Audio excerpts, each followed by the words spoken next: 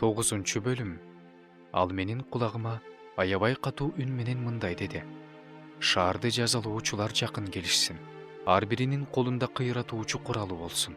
Ошондо мен түндүк жакты караган жогорку дарбаза жактан ар биринин колунда кыйратуучу куралы бар 6 киши келе жатканын көрдүм.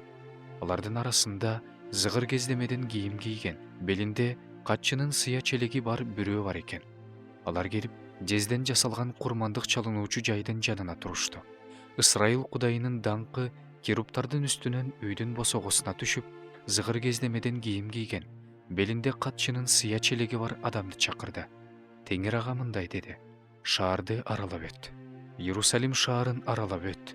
Анын ичинде болуп жаткан жийиркеничтүү иштер үчүн кайгырган, үшкүргөн адамдардын чекесине белги кой.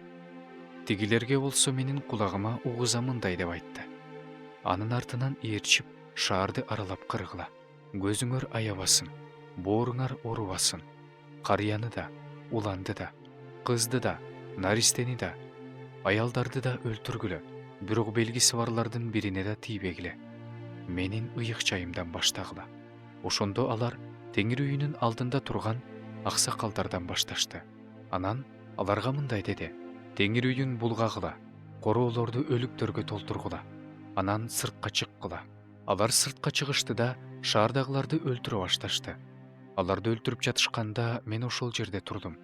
Ошондо мен жүз төмөндөп жыгылып, боздоп ыйлап: о Кудай Теңир, Иерусалимге каарыңды төгүп, чын эле сен Ысрайылдын бөт калдыгын кырып саласыңбы дедим. Ошондо ал мага мындай деди: Ысрайыл менен Жүйүт тукумунун күнөөсү чоң, абдан чоң. Бул жер канга толду. Шаар жалганчылыкка толду. Анткени алар Теңир бул жерди таштап койду. Теңир бул жерди көрбөйт деп жатышат. Ошон үчүн менин көзүм да аябайт, ырайым кылбайм. Аларга өздөрүнүн жолдоруна жараша тиешесин берем. Ошондо зыгыр кездемеден кийим кийген, белинде катчынын сыя челеги бар киши: сен мага кандай буйрусаң, мен ошондой кылдым деп жооп берди.